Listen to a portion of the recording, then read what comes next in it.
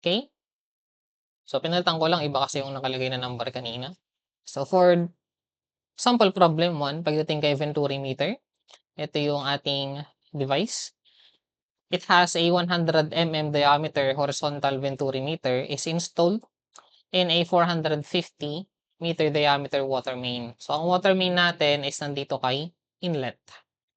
So, dinugtungan daw siya ng isang Venturi meter. So, pag sinabing Venturi meter, it converges to a throat and then diverges to the outlet.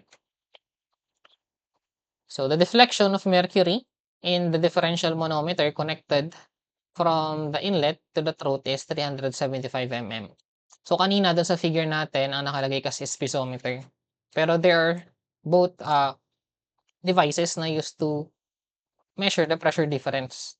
So, pag manometer kasi ang titignan mo lang yung height, pero dito kapag meron tayong isang closed or differential na manometer, so titignan mo naman yung elevation nung kung mercury man yung ginamit. So, usually naman kasi mercury yung ginagamit for differential manometer natin.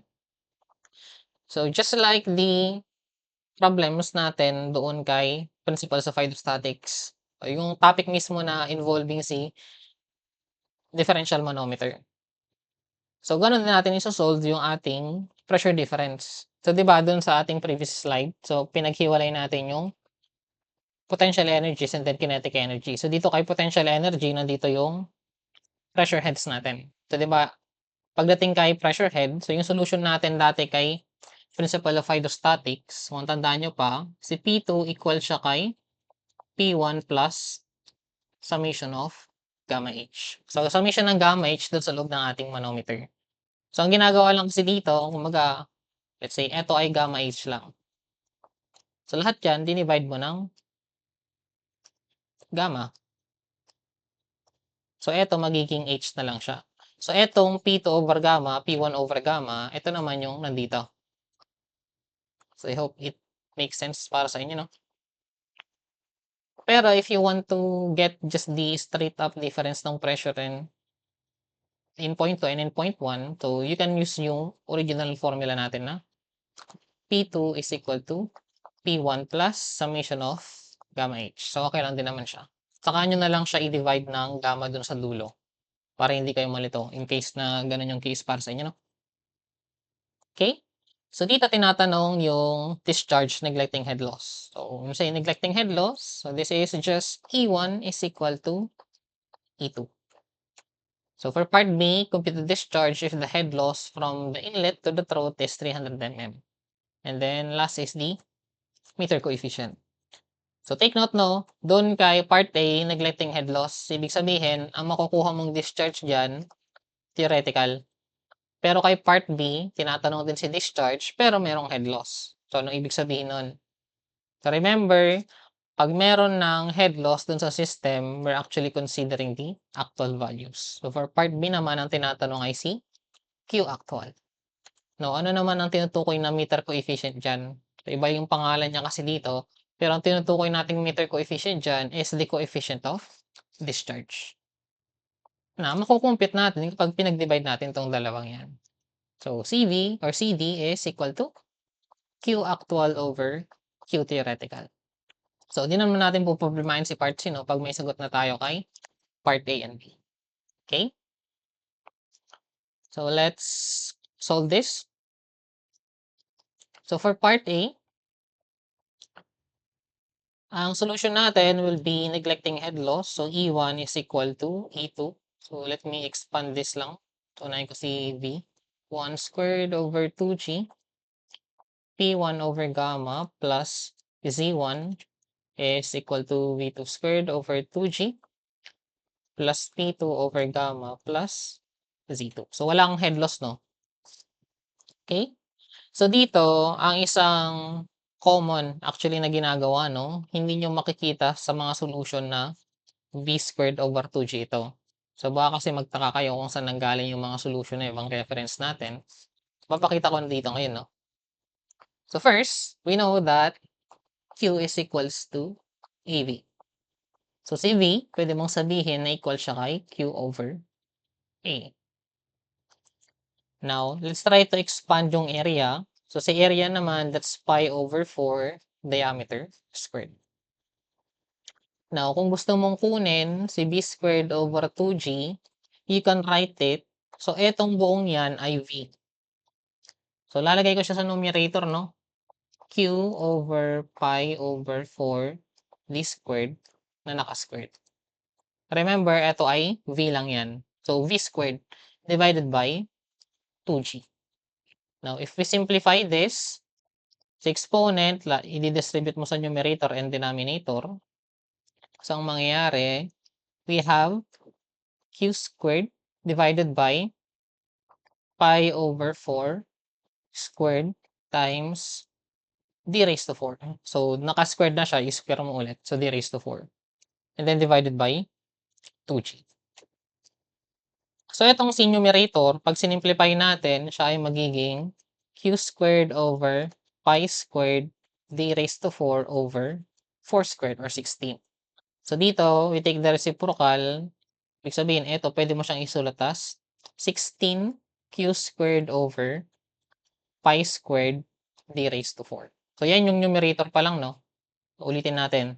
16 pi squared over or 16q squared pi squared d raised to 4. So, kamo siya i-divide ng 2g.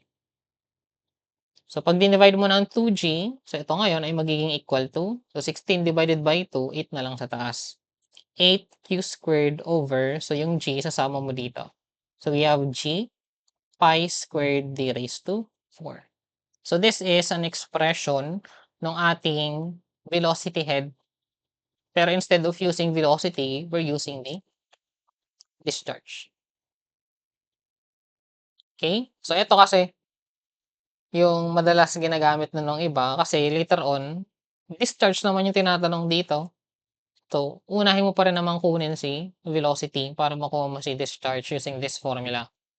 So, para rekta na lang dun sa equation, pagkasalpak mo dyan kay energy equation, discharge na agad ang makukuha.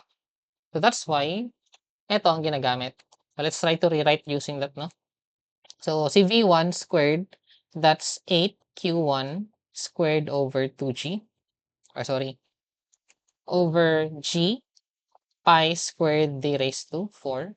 So, si pressure head, ganun pa rin naman. Elevation head, ganun pa rin. Then, ito, 8Q2 squared over G pi squared d raised to 4 plus P2 over gamma plus Z2. Okay? I hope nasundan hanggang sa part na yan, no? Okay? So, balik tayo dun sa figure. So, si point 1 is nandun kay inlet. Yung ating point 2 is nandun kay throat. No? So, you can see yung ating venturimeter ay horizontal naman.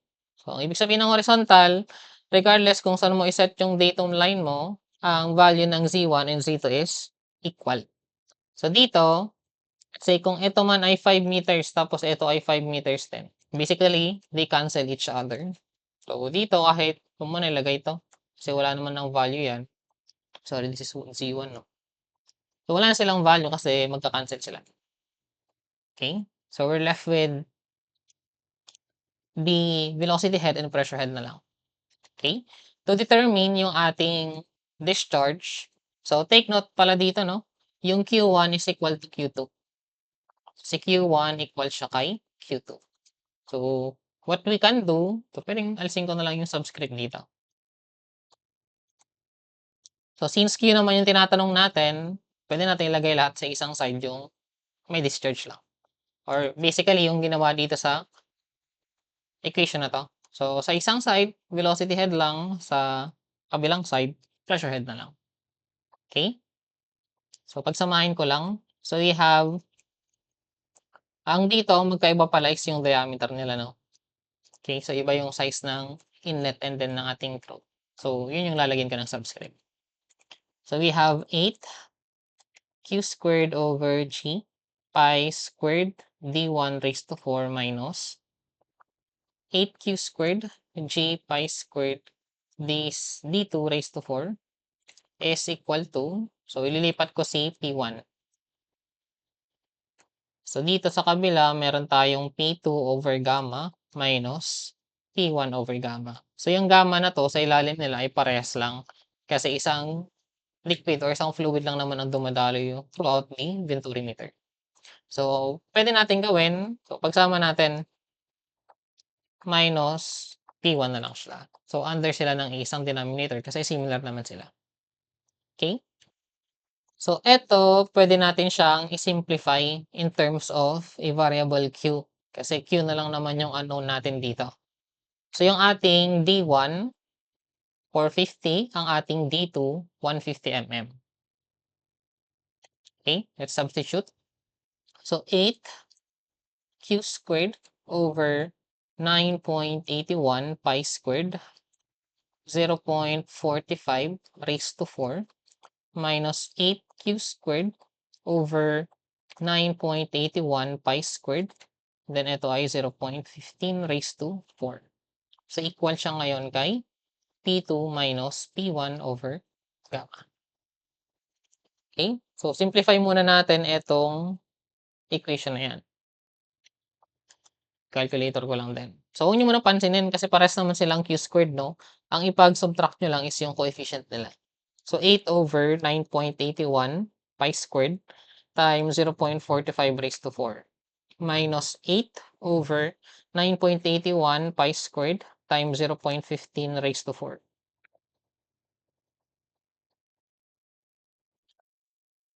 Okay? So dito, ang lumalabas is negative siya. So, huwag kayong mag-alala na kung nag-negative yung lumabas, it just means na, kumbaga instead of eto ang ililipat doon, so baliktad siya. Which pwede na naman ma-verify, no? Kasi mas malaki yung magiging value nung velocity head na mas maliit yung kanyang diameter. Kasi mas maliit yung nasa ilalim.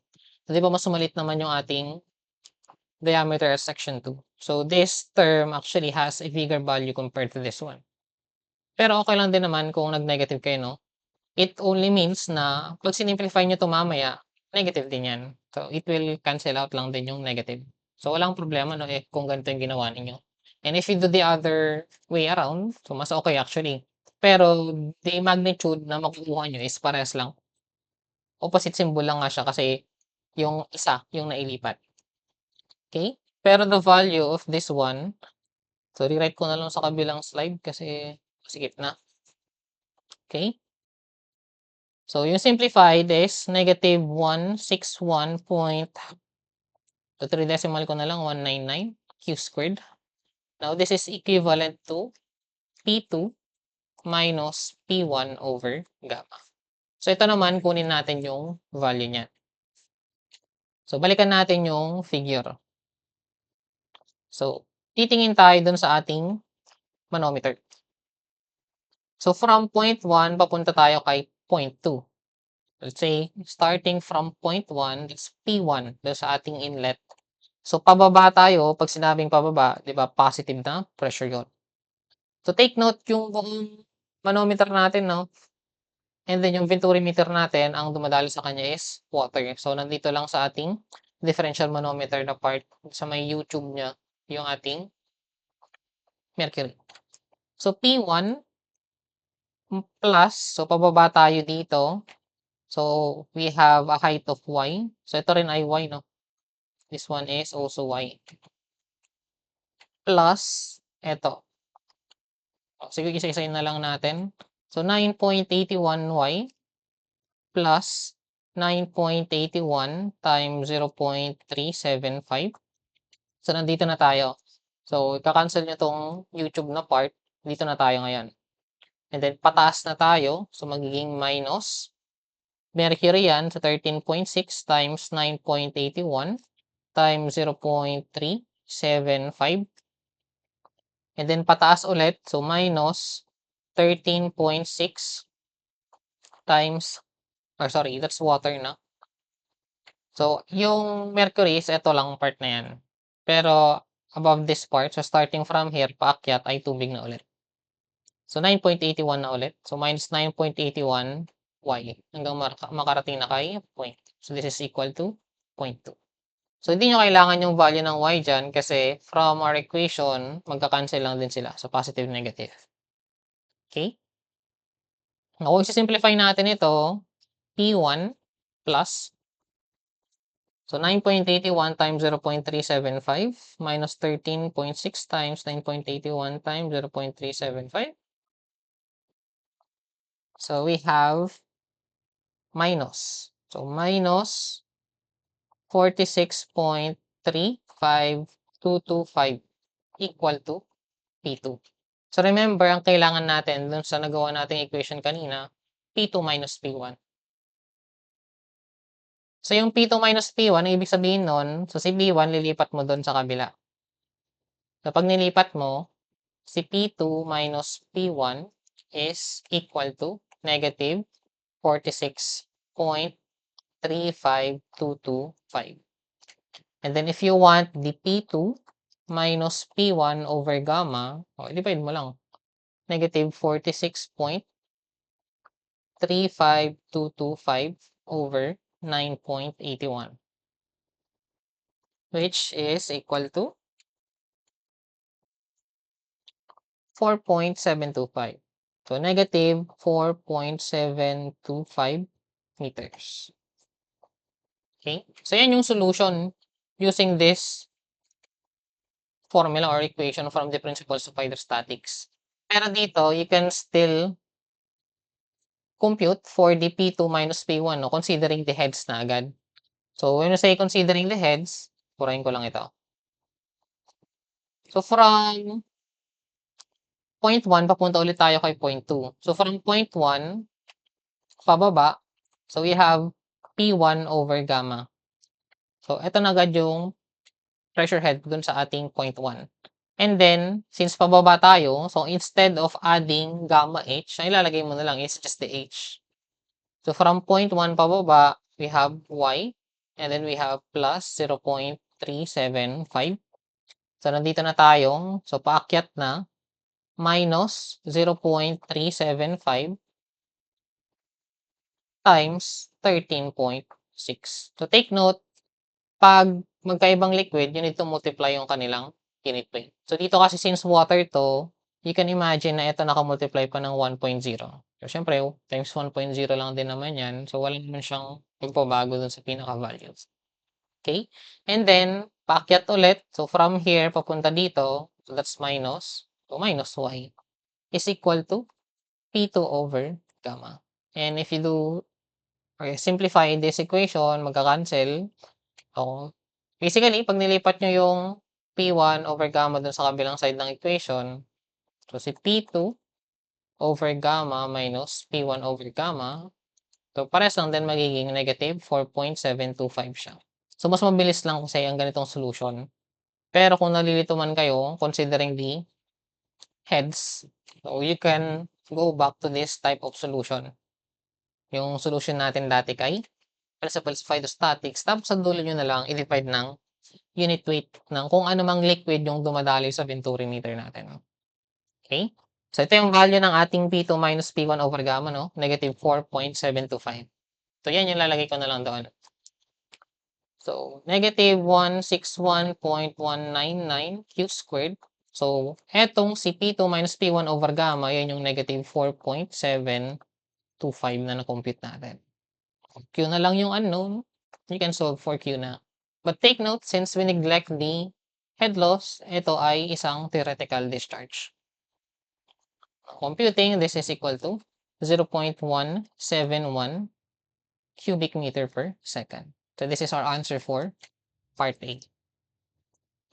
So for part B naman, consider mo daw yung head loss. So this is still E1 equal to E2 plus head loss. So si E1, ito yung V1 squared over 2G plus V1 over gamma plus C1. Pero instead of using the V1 squared over 2G, gagamitin ko na no, yung kinonvert na natin in terms of discharge. So 8Q squared over G pi squared D1 raised to 4 plus P1 over gamma plus Z1 is equal to 8Q squared over G pi squared D2 raised to 4 plus P2 over gamma plus Z2. So, merong binigay na value ng head loss sa problem. Sabi, from inlet to throat. So, si inlet and throat, yun naman yung point 1 and point 2. So, that's 300 mm of water. So, plus 0.3. So, naka-meters kasi yung gagamitin natin lahat dito. So, si G1 and dito ay magka-cancel kasi horizontal yung ating Venturi meter. So, etong value na 'to, 'pag nilipat nyo ulit yung Q dun sa kabila, so ito rin yung magiging value nun, naka-simplify. So, wala naman tayong palitan diyan na value 'no, hindi naman nagpalit ng diameter ng inlet and then ng throat. So, anong nangyari lang, nag-introduce tayo ng head loss dun sa ating equation. So, 'pag sinimplify nyo 'to, meron ulit tayong negative 161.199. So, parehas pa rin siya. 199 Q squared equal to, so ito ulit siya. So, nangyari lang, kapag merong head loss, dito mo lang siya idadagdag. So, ang equation pa rin natin is very similar dun kay part A. It's just P2 minus P1 over gamma. So, sisingitan mo lang ng head loss. Okay? Narito na lang yung kadugtong, no? So, negative 161.199 Q squared equal to, so ano nga ulit ang value nito? So, ito siya. Negative 4.725. Negative 4.725. And then, plus head loss. So, plus head loss na 0.3. So, pwede mo nang masolve yung ating Q. Pero dito, mag-ingat kayo dun sa symbol ng ating head loss. So, let's read it once again. So, dito sabi niya, if the head loss from inlet to the throat, ibig sabihin, from 1 papunta kay 2. So, yun naman yung kinonsider natin sa magko-compute na ito kanina, no? Nag-start tayo kay 1 papunta kay 2. Pero if ever na ang ginawa niyo, nag-start kayo kay 2 papunta kay 1, so ang head loss niyo is negative. Kasi, ang direction ng flow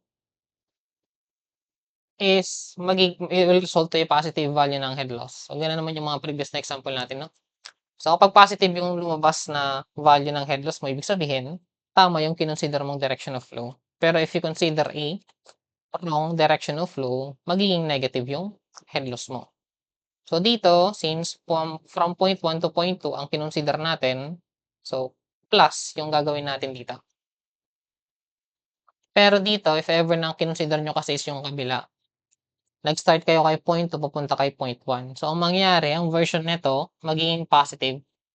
So, magiging 161.199 Q squared ito. Tapos, etong pressure head natin, magiging positive din siya, 4.725. And then, for the head loss, so, magbabaliktad, magiging siya yung negative. Pero, it will give you the same value pa rin naman ng Q. So, dito naman, may head loss na, so Q actual. So, Q actual is equal to 0.166 cubic meter per second. So, ito yung sagot natin kay part B. For part C, to get the coefficient of discharge, yung answer mo kay B, divide mo ng answer mo kay A. So, 0.166 divided by 0.171. So, the meter coefficient or the coefficient of discharge is 0.971.